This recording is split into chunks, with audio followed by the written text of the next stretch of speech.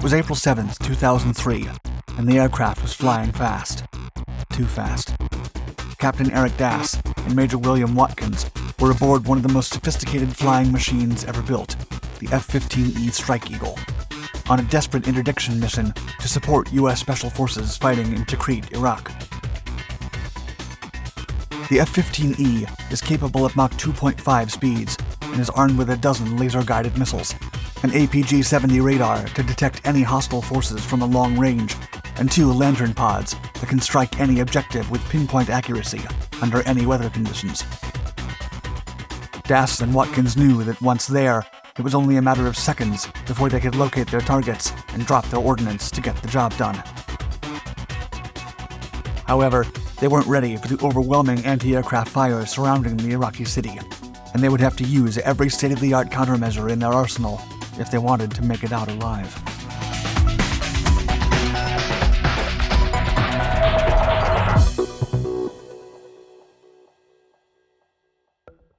F-15 Eagle. The F-15 Eagle preceded the F-15E Strike Eagle. That American twin-engine all-weather tactical fighter aircraft was conceived to replace another aircraft produced by McDonnell Douglas, the F-4 Phantom II, during the aftermath of the war in Indochina. The Phantom was also an all-weather aircraft designed as a long-range fighter bomber and supersonic jet interceptor, and it was widely used by the U.S. Navy, Air Force, and Marine Corps during the entire Vietnam War. During the 10-year conflict, the Phantom was the primary air superiority fighter in the U.S. military, serving in numerous roles such as aerial reconnaissance, ground attack, and interceptor.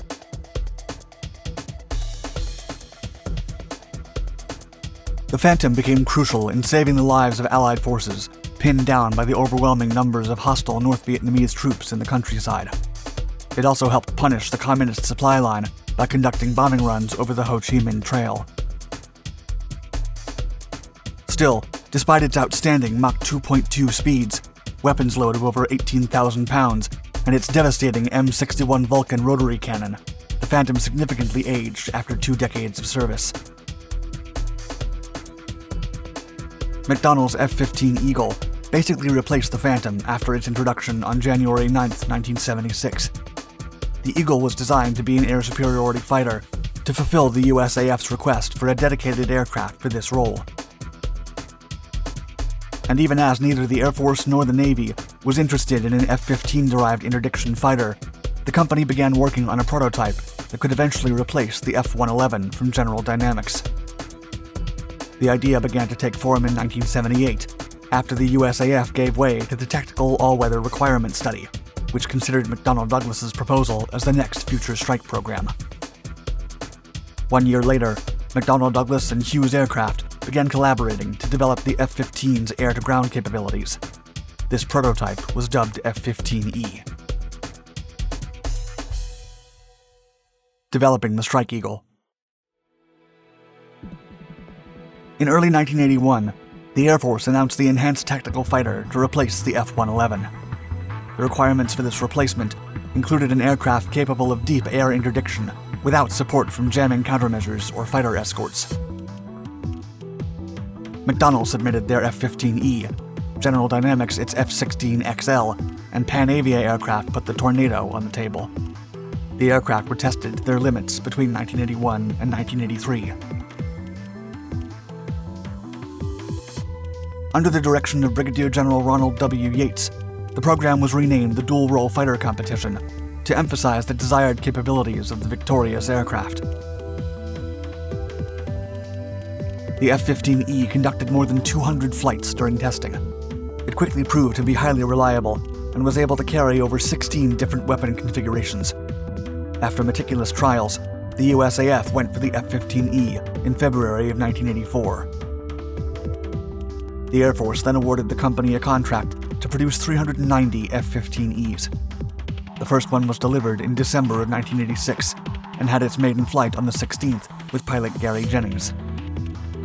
With Jennings at the helm, the aircraft reached an altitude of over 40,000 feet and a maximum speed of Mach 0.9. Still, this F-15E was not the final version, and lacked the redesigned engine bay and aft fuselage. It wasn't until April of 1988 that the first fully completed F-15E was delivered to the 405th Tactical Training Wing, Luke Air Force Base in Arizona. Production then steadily increased until more than 230 were handed to the Air Force in the early 2000s. F-15E innovations. The design and features of the F-15E significantly differ from those of its predecessor, which was developed as an air superiority fighter. On the other hand, the focus of the F-15E was to perform air-to-ground missions, but it also has capabilities to engage targets in air-to-air battles. Still, the F-15E retained the basic airframe of the Eagle, but with some structural changes.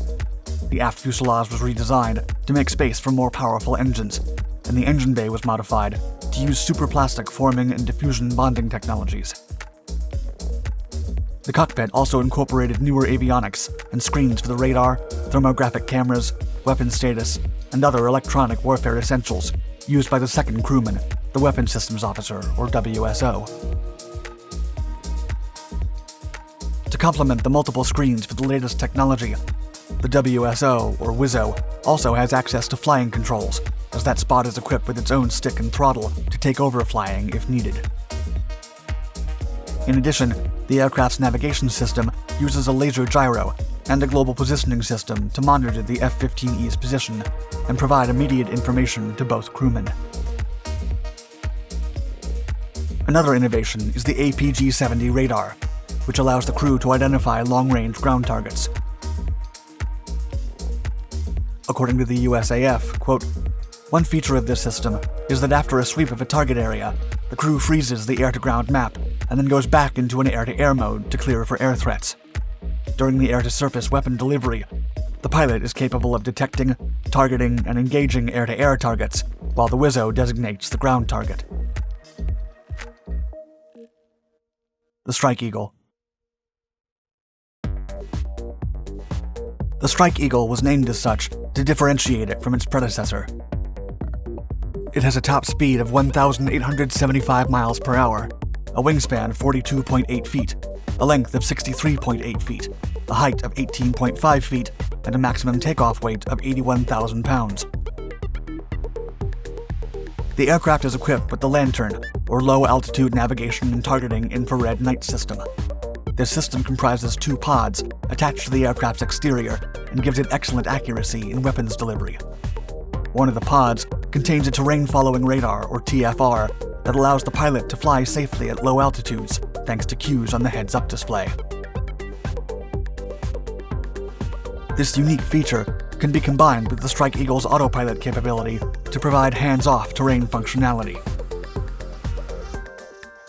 Meanwhile, the second pod is used to target and contains a laser designator that, coupled with the tracking system, can mark any objective for destruction at a long range. Information acquired by the pod can be directly handed off to GPS or laser-guided bombs. Ultimately, the LANTIRN system allows the Strike Eagle to fly at low altitudes under any weather conditions and strike any target with lethal precision. Such outstanding capabilities are bolstered by the aircraft's destructive arsenal, which includes an internal General Electric M61A1 Vulcan 20mm cannon with 500 rounds. The Strike Eagle can also carry almost every weapon in the USAF's inventory. Usually, it can take 4 AIM-9 Sidewinder, 4 AIM-120 AMRAAM, and 8 additional AIM-120 AMRAAM missiles for air-to-air and air-to-ground operations. Additionally, the Strike Eagle can be fitted with 2 conformal fuel tanks that hug the fuselage to produce lower drag. These carry over 750 gallons of fuel to increase the range of the aircraft to over 2,400 miles, with a maximum service ceiling of 60,000 feet. Power comes from 2 Pratt & Whitney F100 PW220 or 229 engines that provide over 50,000 and 58,000 pounds of thrust combined. Moreover, they feature digital technology for increased performance, which helps accelerate to maximum afterburner in less than 4 seconds, and thus helping with quicker takeoffs and maneuvers. tours of duty. The Strike Eagle was deployed for the first time during the invasion of Kuwait in August of 1990. As part of Operation Desert Shield, the 335th and 336th Tactical Fighter Squadrons were deployed close to the Iraq border to attack enemy positions. Over 25 Strike Eagles attacked several Scud installations and other ballistic missile installations across Iraq. And during the first days of Operation Desert Storm, the F-15Es also engaged with Soviet MiG-29s, but could not take them down. Still, the Strike Eagles destroyed over 18 Iraqi fighters near Tallil Air Base as the days passed. And while supporting special forces, another F-15E destroyed an enemy helicopter unloading troops, saving the entire friendly unit from being wiped out. Several Strike Eagles participated in Operations Southern Watch and Northern Watch when a no-fly zone was established over Iraq. They released bombs over SAM sites close to Mosul to clear the ground from future threats. The F-15Es were also deployed to the Balkans when the United Nations enforced a no-fly zone over Bosnia and Herzegovina. In March of 1999, 26 F-15Es were dispatched to remove Serb surface-to-air missile sites and other objectives of critical importance.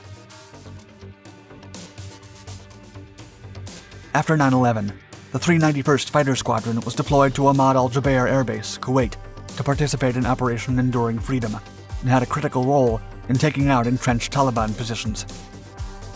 Then, in 2002, strike groups of F-15Es were sent across the skies of the Middle East to destroy command and control buildings, radar sites, relay stations, and other facilities.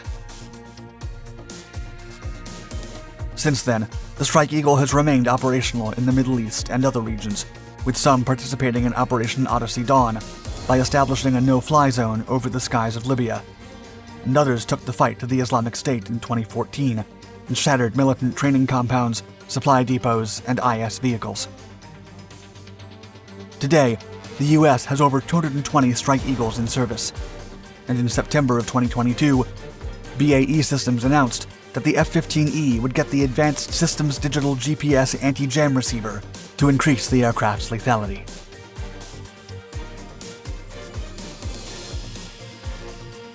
Thank you for watching our video. Please like and subscribe to our Documentaries channels to find more exciting historical content. And don't forget to hit the bell icon to be notified of our newest videos. Stay tuned.